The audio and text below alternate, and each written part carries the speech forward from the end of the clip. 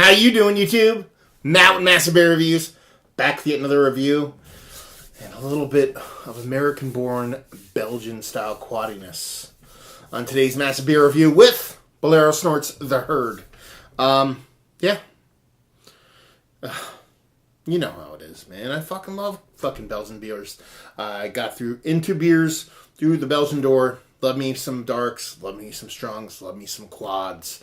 Love me the whole jams. And nothing turns me on more than someone can nail a Belgian quad, especially if they're from the States. So hopefully this one shows and proves. As far as what it says on the label, it says Bolero Snort, The Herd Belgian Style Quad, aged on plums, mind you. 10.5% alcohol by volume, and that'd be that. Label-wise, it's pretty fucking cool. Yeah, very nondescript, very basic in an awesome way. The base of the background is a nice kind of, purpley plummy kind of color. Tiny, all these little graphics are tiny little plums. And, on silver lettering. A big 4 in the background. For what? Quad. 4. Get it? Wow. And, I actually really dig the fucking label. So, yeah. Bolero Snort. Brewery I've done a couple reviews, but I actually just did one, but my camera screwed up. So you might not ever see that one. And let's see another can, which I probably do have floating around downstairs. So we'll see. I've uploaded 2 of their reviews. One was okay, well that's happening. Not necessarily the best thing when it comes to beers in general. Belgians can be a little bit finicky when it comes to that stuff. So be prepared for some discussion. I've done 2 of their beers review-wise previously that I haven't uploaded yet. I actually have one that I haven't uploaded. The first one I did, I believe, was just a bourbon barrel aged stout of theirs called the Bergen County Stout. It's kind of like their anniversary or their bigger beer. I did that. Loved it. Then I did their Mosaic, which is an IPA with milk sugar, and that was pretty damn tasty. And then I did a smoked coffee beer from them. I forget the name of it. But I haven't uploaded that one yet. So I'll probably upload a bunch at the same time. Have a little Bolero Snort party going on. So, this is going to take a bit. So, let's see what we got. Get a little bit more in the glass, and then we'll give it the old grease treatment, if you will. Fingers, you got 4 fingers of malted malt ball colored head, infinite creamy up on top. That is literally looks like kind of mocha foam kind of floating up there and just neurotic bubbles throughout.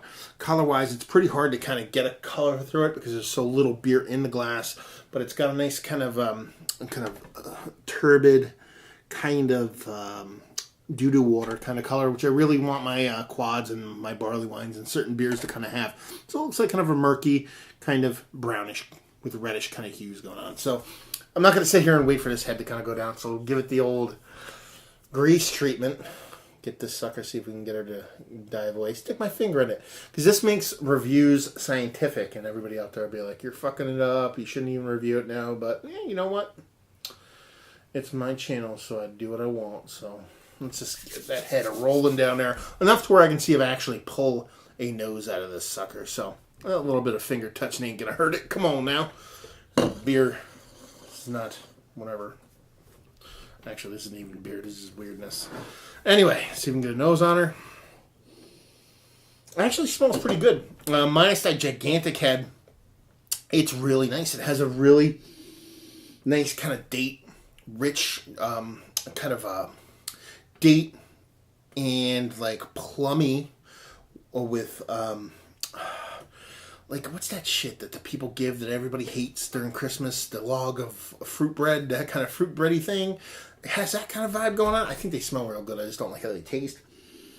So I'm getting a nice dry kind of fruity yeastiness out of there. And kind of dry, but I'm getting kind of red, darkened fruit, a little bit of cherries. And I'm getting a little bit of kind of date, maybe even a little bit of figginess, more datiness kind of going on in there. Nice kind of soft red cherries, a little bit of plumminess going on. A nice sweet kind of Belgian candied sugar.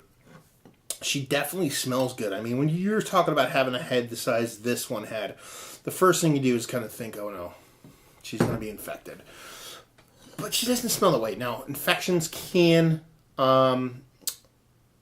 beers can smell fine and be infected still, so take that for what it's worth.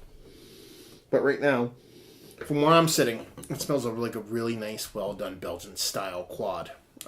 Smells pretty authentic. A little bit sweeter in the candied sugar than I like, but it smells pretty good. So, let's see if we can get on the nose or taste. We already smelled the crap out of this thing. Cheers.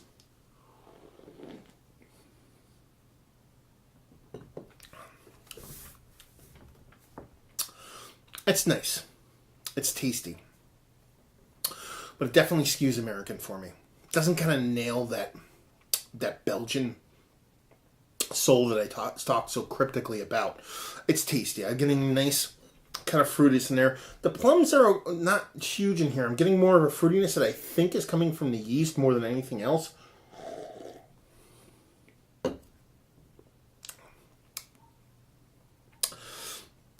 But it has the candied sugar is really where American brewers tend to lose me when it comes to these Belgians. They tend to be a little bit either heavy-handed with the Belgian candied sugar, or they're using more of kind of a non-traditional kind of Belgian candied sugar with it. Because what I'm getting that Belgian yeast and getting a little bit of kind of dryness out of there, a little bit of spiciness from it, a little bit of fruitiness from it, but that sweetness is very brown sugar-like. So it almost doesn't taste as either balanced Belgian candied sugar wise, or they use too much and there's too much residual sugar, or they use the wrong, and I hesitate to use wrong because what's right, but they use the Belgian or a sugar combination, a Belgian candied sugar or a non-traditional style of sugar that doesn't lend it to taste like a traditional style Belgian quad. Am I being a purist in that sense? Yes, but that for me kind of like I just don't like some of the more popular American style quads out there. Some of them for me get it right. Kane usually knocks it out of the park. I just had one from Zigmeister actually in Hackstown that really did it for me. And then there's some guys, Boulevard tends to do a really good job of it. Omegang tends to come off a little bit too dry, a little bit too different for me, but it's the style thing. They come off more authentic. Block 15 from out the West Coast can really nail Belgians for me. So there's some companies that do it for me, and there's some that don't. Avery, they don't really do it for me. They tend to come off a little bit too sweet. The Reverend is just a little bit too more of like this candied kind of sugar going on. Even though this one's more quadish than their quad is a quad.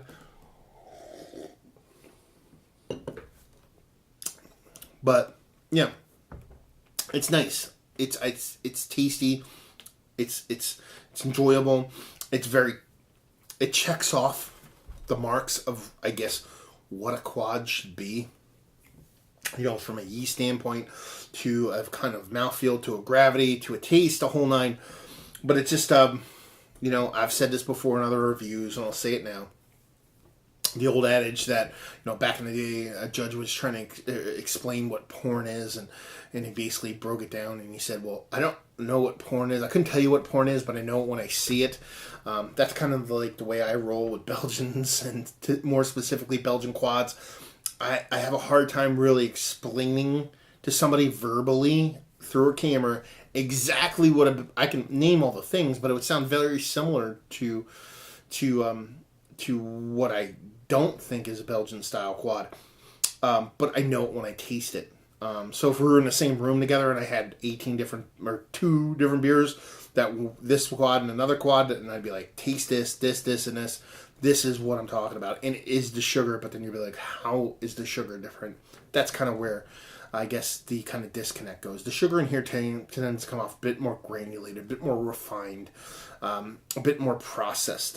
Belgian candied sugar tends to be married to the beer, a little bit kind of cohesive, a little bit more rounded, like it's a part of the beer as opposed to a component in the beer. If you nailed that on this, I think I would be just a different mindset. Because, like I said, the yeast is nice. It's nice and dry. Even though there's a hefty sweetness to it, I'm getting kind of fruit from it. I believe I'm getting a little bit from the plums, but I believe I'm getting at least as much, if not more, from the yeast. like kind of like caramelly kind of datiness going on there. I really enjoy that in my quads. The color for me, that kind of doo-doo watercolor, along with that kind of like murky kind of mouthfeel to it, it's hitting all the notes. It's just that sweetness and that sugar is just a little bit off for me. Now, just for the sake of argument, when was this released? I don't see a date on the bottle here. It could be somewhere. I could be wrong.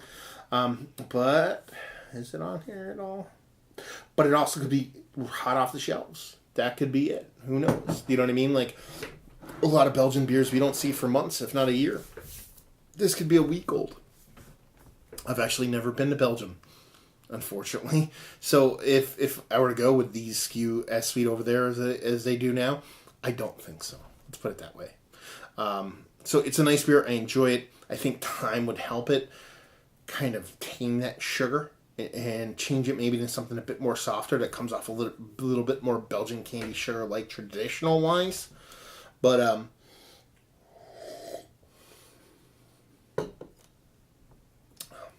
it just misses the mark for me. There's a little bit of metallicness in there too. Throw that in there. And that's the thing. I'm not pooping on it. I actually enjoyed it. I'm pretty sure this is a sipper for me for the night. I'm not going to dump this, because I actually do want to see how it warms up. I believe it's right around 50 degrees. I'd like to see it more around like room temp. But it's nice. I enjoy it. I like it. It is better than a lot of what American quad offerings that I've had. But not as good as the ones that really do it for me. Put it that way. I mean, I do enjoy it. I just believe that it just needs to be tweaked. But what do I know? I'm a guy who just talks into YouTubes. Anyway, so let's talk about it. It's one of the better Belgian quads, more specifically one of the American-born Belgian-style quads that I have had as of late. I'm going to say yes, but almost on the outside looking in, because I haven't had that many. To be honest with you, I kind of go by a 5 number in my brain, where I'm like, what's the last really good Belgian quads that I've had, or last Belgian quads I've had, or Belgian style? People fucking rip me for that all the time. Listen, when I say it's a Belgian quad, it's, whether it's born here or born somewhere else, it's a style, motherfuckers. Don't get your panties in a bunch. You know what I'm referencing. Anyway, I don't remember that many that I've had as of late. It's kind of defaults to that. But I would put it in a category. I wouldn't be like, no, fuck it, I don't even want it to be there. It kind of defaults to that, but I've had, if you were to lump over the past, years, no. I've named the names of ones that I would put ahead of it. Let's see. Value availability. I want to say this is $12. I want to say, I could be wrong. But $12. I bought it off the shelf. Take that for what it's worth in North Jersey. And let's see. Other than that, if you like what we like this. This is what it is. I'm not going to do that. I'm not going to say if you like what way like this. I'm going to say if you've always wondered what I mean by what differentiates a quad, that soul. Go out and get yourself a Rochefort 10. Go out and get yourself a St. Bernard's 12. Go out and get yourself even a La Trappe quad. Excuse more banana, but still, that would work. Then get this beer. Or get an Avery Reverend. Or one of the other ones that I've said doesn't really nail that Belgian soul for me, and drink them side by side. That's kind of where that lands for me. If you want to know that definition that I've always been very cryptic about, that people have asked me, well, how do you define the two? That's where it is. So it'd be a nice test to taste them back and forth. That is where the difference lies for me. But this one is a bit way closer than some others. Let's put it that way. So I think age might actually turn this into something pretty awesome. But as it sits right now, it's something that if you like Belgian quads, if you like American-born Belgian quads, if you like Belgians in general, it's worth picking up to see where this brewery is tracking as far as what they're doing on this front. Because you don't see that often in breweries, especially gypsy brewers busting out Belgians on Plums. But if you're a purist and you want it exactly the way they do over there, this is probably going to skew a little bit sweet for you, be a little bit off sugar-wise. So I'm not saying don't pick it up, but I'm saying you're probably not going to meet exactly what you want. So there you go. Another review in the books. Hopefully you guys enjoyed it. If you didn't, or whatever, down there, stuff, words and things. Facebook, Twitter, Instagram, Untapped, Massive Beers, and all 4 of those places if you want to check me out anywhere else. And there you go. Hopefully you guys enjoyed the review. Hopefully enjoying the nice Belgian style quad right now, and hopefully see you next time. Cheers.